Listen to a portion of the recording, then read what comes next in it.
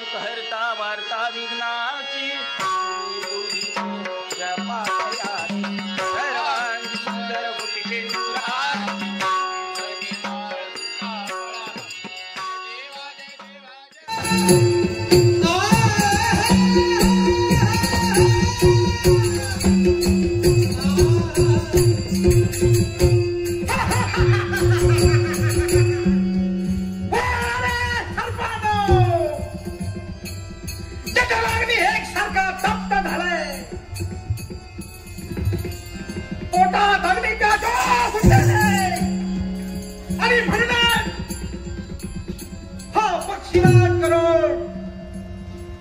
या रमण द्वीपापर्यंत आलाय तो कोण आहे कशासाठी आपल्या जठरांनी तप्त झालेला शांत करण्यासाठी होय आणि म्हणूनच या गरुडाची पावलं या रमण द्वीपापर्यंत पडली आहे काही दिवस भुकेचं शांतवन झालेलं नाहीये देवाच्या समक्ष दिलेला शब्द तुम्हाला या सर्पाकरवी प्रतिदिनी एक भक्ष्य दिला जाणार पण आज काही दिवस झाले या पक्षीला गरुडाला एक सुद्धा भक्ष्य मिळालेला नाही आणि म्हणूनच या रमण दिवापर्यंत आपण नाण्याची जाणीव सावध बंधूला द्यावी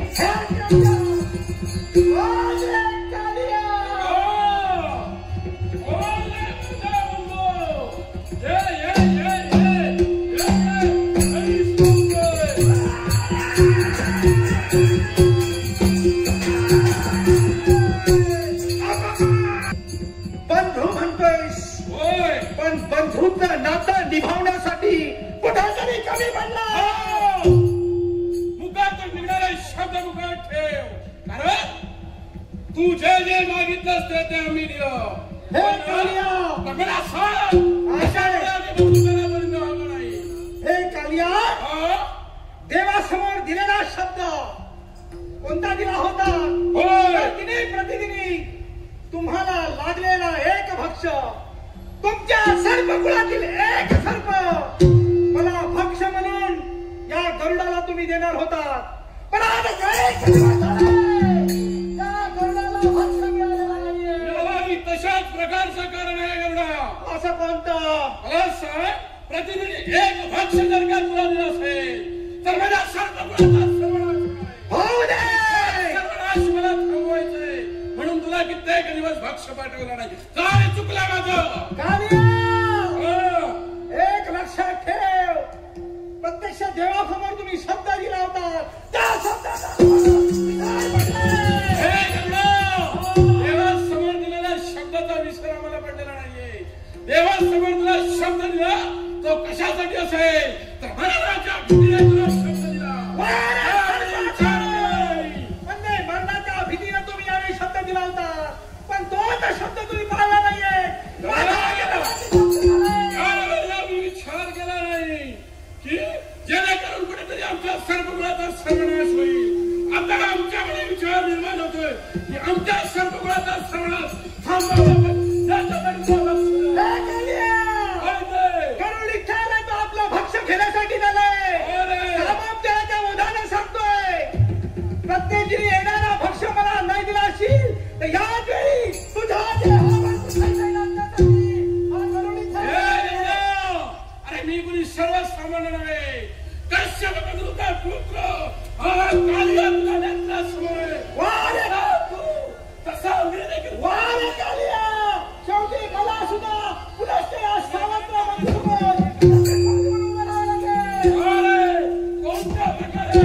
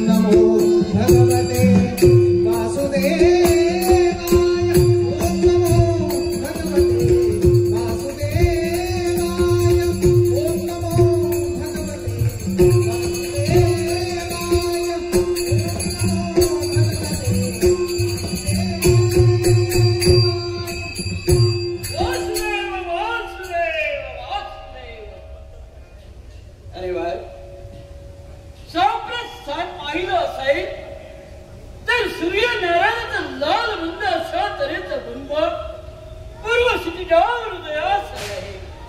हे सूर्यनारायणा, हे माझ्या दयेच्या देवा नारायणा, सौरवशी तुझ्या चरणी नतमस्तक होतोय. देवा तुझ्या चरणी नतमस्तक.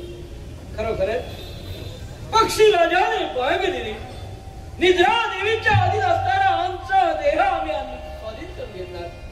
प्रातःसिद्धी सारे आटपले, स्नान संध्याने कर्म केले आणि या यमुनेच्या तीरावर असणाऱ्या आमखाली परमेश्वराचं नामस्मरण करण्यासाठी ऋषिदेव या ठिकाणी बसण्यासाठी तत्पर झाला.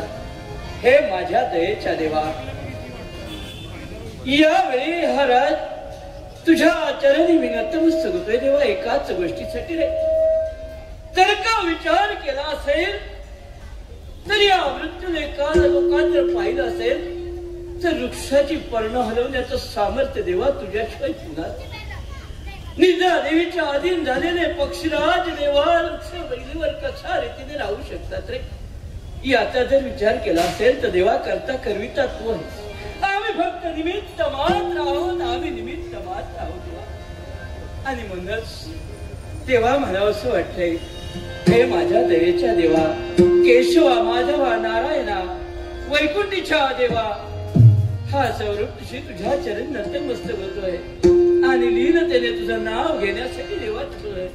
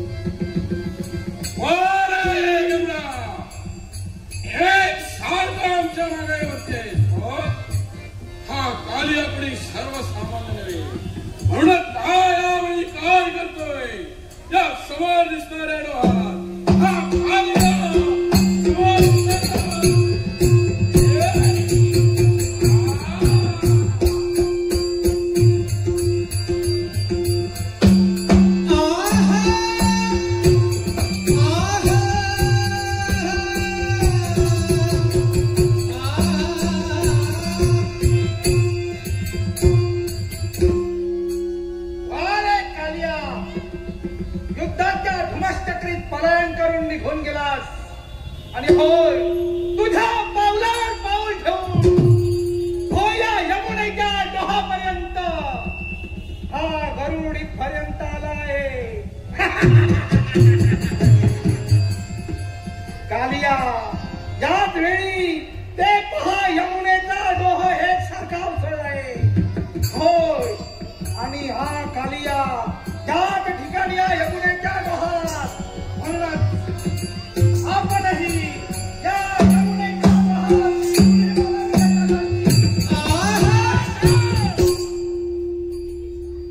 आश्चर्य पक्षासाठी गरुड घेत असते वेळी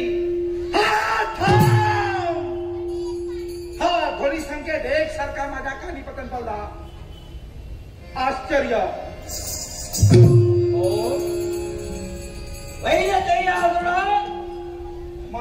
यमुनेच्या तीरापर्यंत तुझा येणं झाला आहे. होय आणि या यमुनेच्या डोहात उतरण्याचा प्रयत्न करतो आहे. त्याच वेळी हा शब्द माझ्या मुखातून निघाले. आपल्या देहाला संज्ञा सौभा ऋषी असं माझ्या देहाला संज्ञा. कोण सौभा ऋषी? मी इथपर्यंत आलो आणि यमुनेच्या डोहात मी देख घेतोय. याच्याही मुळाशी कारण असं कोणतं कारण? माझा भक्ष या यमुनेच्या डोहात आहे. तुझा भक्ष या यमुनेच्या डोहात आहे आणि म्हणून तू या यमुनेच्या डोहात झेप घेतो आहे.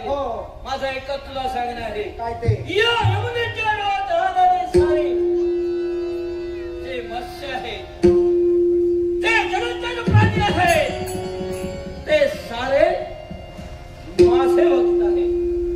मी ज्यावेळी नारायण नामाचा जप करतो त्यावेळी या जनातून वरती येऊन तो जप ते ऐकत असतात. अशा रीतीने नारायण नामाचे भक्त या डोहात राहतात आणि म्हणूनच एकाही जलचर प्राण्याला कोणत्याही प्रकारचा त्रास न होता तुझा जो कुणी शत्रू या डोहात आहे त्याला घेऊन वाटेला म्हणतो आहे. एकाही जलचर प्राण्याला त्रास होता कामा नये. सत्य नाही. जोपर्यंत माझा भक्ष या यमुनेच्या डोहापर्यंत आलाय तो मला प्राप्त होत नाही, त्या भक्ष्याचं साध्य मला प्राप्त होत नाही तोपर्यंत. नाट्यरसिको रवी सरमळकर या नाट्यरसिकाने आमच्या संपूर्ण सिद्धिविनायक देशाच्या नाट्य मंडळाला हे 100 रुपयाचं बहुमोल पारितोषिक आहे. तमाम नाट्यरसिकांचे आभार मानून गणरायाला नतमस्तक होऊन आमच्या साथीदारांच्या वतीने या अनमोल बक्षिसाचा स्वीकार करतो. माऊली तुमचे भक्त इथे आहेत म्हणताय. पण हा गरुड इलाय का आपल्या भक्ष्यासाठी इथे आलाय?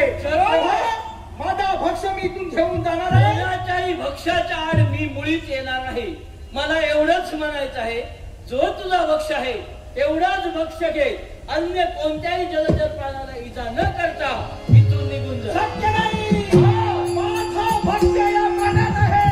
तोपर्यंत मिळत नाही तोपर्यंत या डोहात हा गरुड थांब बांधून बसणार आहे.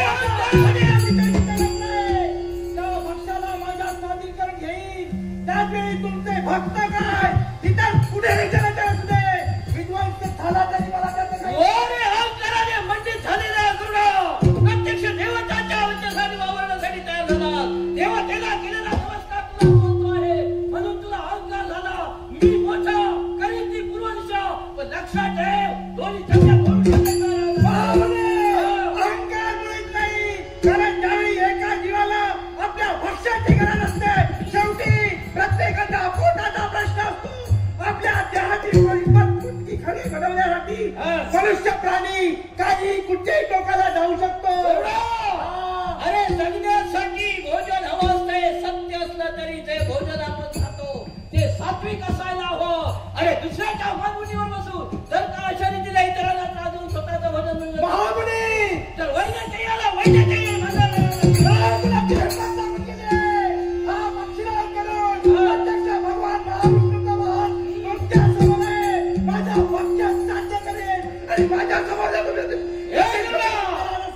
तुला झालेला अहंकार, तुला झालेला हाय हाय तो अहंकार स्वतः माती मोल करण्यासाठी यावेळी तुला युद्धात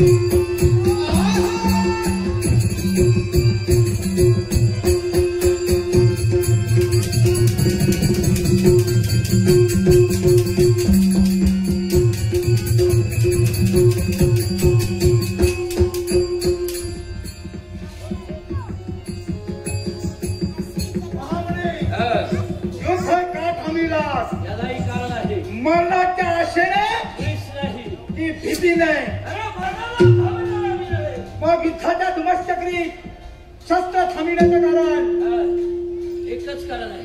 काय ते? तू देवाचं वाहन आहेस. बरोबर. महाविष्णूचं वाहन तू. हा. म्हणून तुला अजूनही एक संधी देतोय.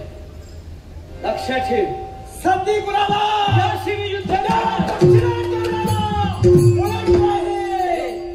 हे जे सर्व तुला प्राप्त झालंय ना, हा, आईची भक्ती केल्यामुळे. बरोबर आहे. आई राहिली बाहेर. यावेळी तुझा प्रश्न इथे आहे तो माझ्या समोर. एकच तुला शेवटचा अखेरचं सांगतो आहे. काय ते? जर का तू या यमुनेच्या डोहात उतरण्याचा प्रयत्न करशील, हा, मी सांगून सुद्धा ऐकलं नाहीस आणि या डोहात उतरण्याचा प्रयत्न करशील, तर ऐक. काय ते? पर्यंत केलेल्या पुण्याचं फळ. ज्या प्रभू वैकुंठी नारायणाचा मी भक्ती केली, तू त्याचा सेवक असशील. मी भक्त आहे. बरोबर आहे. भक्ती महिमा श्रेष्ठ की तू देवाचा सेवक श्रेष्ठ, हे आज इथे ठरेल. पहा, तुझ्याजवळ पराक्रम आहे. माझ्याजवळ हे तपश्चर्यानं पवित्र झालेलं उदक. हे उदक या यमुनेच्या डोहात फेकतो. जर या उदकात उतरण्याचा तू प्रयत्न करशील, ज्यावेळी तू या उदकात उतरण्याचा प्रयत्न करशील, जळून भस्म होशील.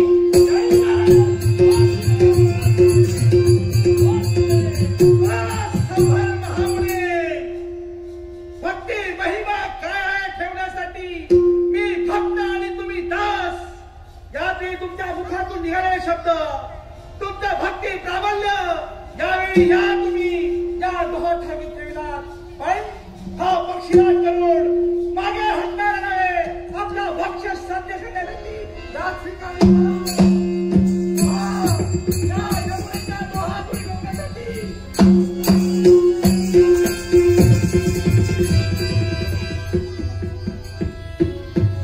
आश्चर्य. काय पाहतोय तरी काय?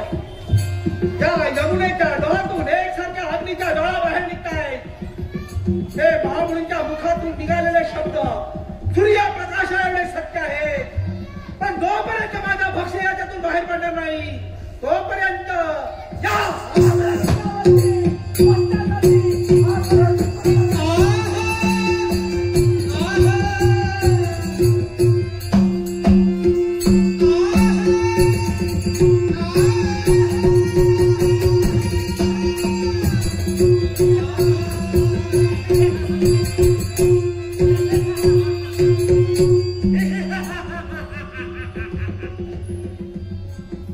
कोणी भयाळ वेसुरता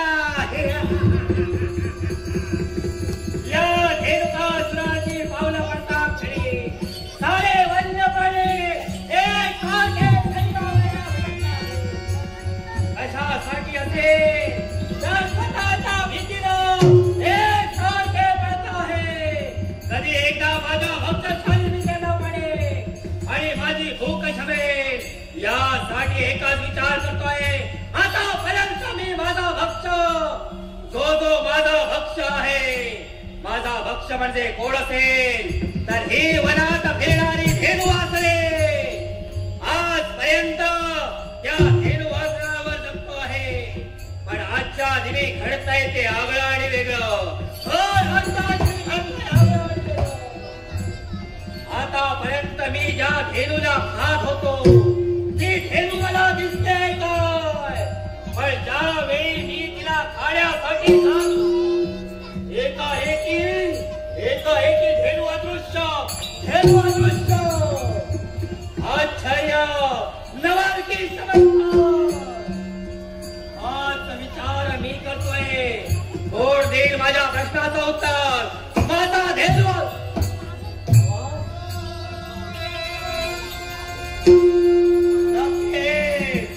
माझा भक्त माझ्या मार्गाने येत आहे. मग एकच करावं, या बाजूने राहून माझ्या भक्ताची वाट पाहावी.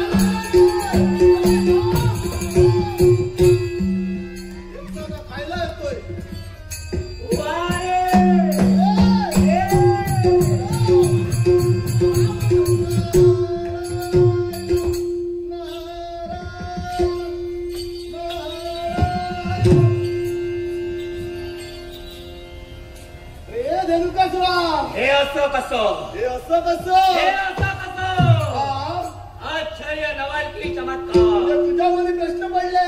एक सारखी मला लागलेली भूक आणि समाधिकारा माझा भक्ष आणि या व्यक्तीला मी खाण्यासाठी जात होतो काय एकाएकी यांचा वर्णास्त माझ्या मस्तकी आला आणि एकाएकी भूक आणि तृषा शांत झाली.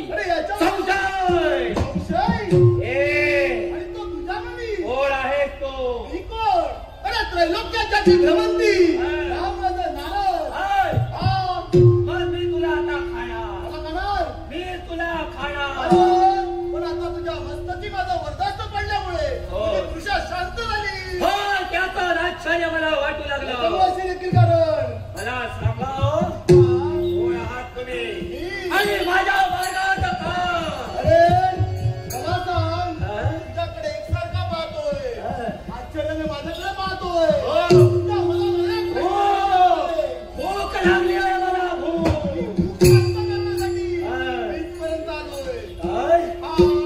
मला माझ्या प्रश्नाचं उत्तर मिळेल. बरोबर. काय?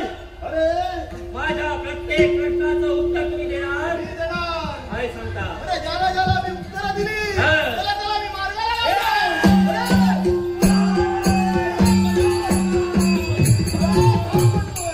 अरे मार्गाला म्हणजे माझ्या बोलण्याचा वक्तार्थ तुझ्या ध्यानी नाही आला. म्हणजे तू म्हणालास मला मार्गाला लावणार. आतापर्यंत मला मार्गाला लावणार. अजूनपर्यंत जन्माला आला नाही. अरे तसं नव्हे. अरे मार्गाला लावणार म्हणजे जे तुला पाहिजे ना ते परत देऊन तुला म्हणजे असं बोल. हा. ते माझं ध्येय आहे. तिथपर्यंत तुम्ही मला पोहोचवणार. अरे मग सांगा. या धेनूंना पाहून तू तुझा उदरनिर्वाह करतोय. होय. तुझं नामविना नेमकासूर. बरोबर. बरोबर ना. पण आता पाहिलं असेल तर तुला ती धेनू वस्त्र खायला मिळत ही नाहीये. पहा. ही पहा. ही पहा, सारी धेनू असणे मला दिसत आहे. हा. पण ज्या वेळी मी त्यांना खाण्यासाठी लावतो, बरोबर. एकाएकी अदृश्य होत हे आहे. तुझ्या नेत्रासमोरून दूर होत आहे. मग सांगा हा. आतापर्यंत असं कधी घडलं नाही. मग आजच्या वेळी का घडलं आहे? अरे याच्यामुळे शेवटी कशाच प्रकारचं कारण आहे. काय? हा. याला कारण आहे. याला कारण पण माहितीये का? कोण? अरे दुसरा कोणी नसून हा? तो गोपाल कृष्ण. कोण? अरे गोपाल कृष्ण. गोपाळ कृष्ण. हा कोण रे? हा कोण रे? आणि कुठे राहतो? हा. अरे गोपाल कृष्णाला तुला भेटायचं असेल हा. मी सांगतो तिथपर्यंत तुला जावं लागेल. तुम्ही मला सांगणार. तुला तुम्ही सांगेल. मला मार्ग दाखवणार. हा. आणि मला तो कृष्ण भेटणार आहे. कृष्ण पण भेटणार. तो कृष्ण असं करतोय तरी काय? तो करतोय काय माहितीये का? हा? अरे तो धेनू वस्त्राचा पाठीला काय काय? त्याच्या हाती असणारी ती बासुरी हा. त्या बासुरी वाजवण्यामध्ये धावतोय. ते धेनू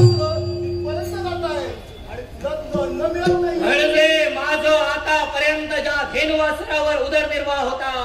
माझा अन्न कुठेतरी बंद होत आहे.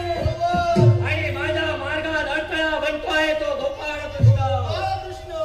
मग नारद मुनी, मला पडलेला प्रश्न दुसरा. मी जाईन तिथपर्यंत, पण त्या कृष्णाला मी ओळखणार कसा? आतापर्यंत मी त्याला कधी पाहिलं नाही, त्याने मला कधी पाहिलं नाही. सांगा ओळखायचा कसा? ते पण मी तुला कथन करतो. अरे कृष्ण ओळखावा कसा? ज्याच्या हाती बासुरी, ज्याच्या हाती बासुरी तो कृष्ण. तो कृष्ण. अरे एवढंच नव्हे, ज्याच्या कंठी वैजयंती माळा तो कृष्ण. ज्याच्या कंठी वैजयंतीचा माळा तो कृष्ण. एवढंच नव्हे, ज्याच्या मस्तकी मोरपंख तो कृष्ण. म्हणजे ज्याच्या मस्तकी मोरपंख तो कृष्ण. एवढंच नव्हे, तो दिसायला आगळा वेगळा. असा काय? आगळा वेगळा म्हणजे कसं माहितीये का? घननिळा. म्हणजे तो काळा आहे. अरे घननिळा आहे. म्हणजे काळा आहे. घननिळा आहे.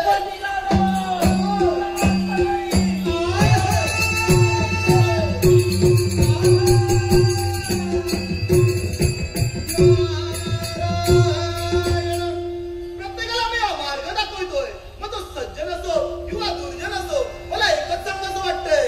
सज्जन दुर्जन भक्तजना मार्ग दावितो सकल जना. सज्जन दुर्जन भक्तजना मार्ग दावितो सकल जना. सदा मी भजतो नारायणा.